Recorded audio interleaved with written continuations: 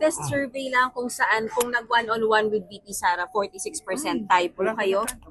Well, una sa lahat, kung baba ako po nagpapasalamat sa tiwala. Pero I said it before, and I'm going to say it again, wala po akong balak na as president sa 2028. However, I believe I'm doing very well as senator and I can do a lot more as senator. Therefore, maasahan niyo, re-election is not also. Even if mataas ang number niyo sa survey, that will not change your mind, sir? No. Bakit Final po? name, sir? Bakit, sir? I'm very happy as senator, like I said. So, Uh-oh. ako aakyat sa higher office. And then, I don't want to commit the same mistakes that others committed. My elected officials, first term pa lang sila. And then after first term, tumatakbo sa higher office, so higher position. They fail. Sir, kahit pa magkaroon ng clamor for you to run, I don't think so. Final answer niyan, sir. Final answer.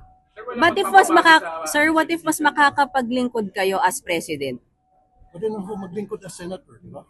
Maliw lang naman yun, lingkod bayan tayo. Pero mas marami authority sa yung presidente. Mas marami sakit sa ulo. O, di ba? sir, kahit mas tumaas ka na sa survey kay VP Sara, hindi Mas pa rin. hanggang langit.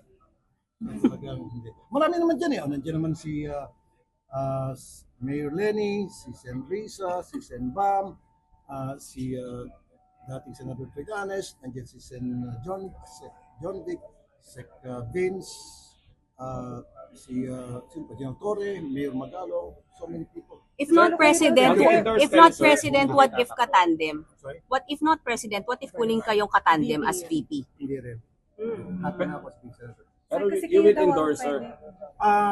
When the time comes, I think kung kapareho ng advocacy ako, why not? Why not? Depende kung sino yung candidate na tatakbo as president or vice president. I will know later. Is VP Sara among the options na susuportahan ninyo? I-endorse nyo? Well, sa ngayon, siya pa lang ata ang very clear na tatakbo. Wala pa naman nakalatan ng iba. Tingnan ko kung sino yung kapareho ng advocacy ko. So most likely yung support. Okay. Thank you, sir. We thank you. So, sir, after your term na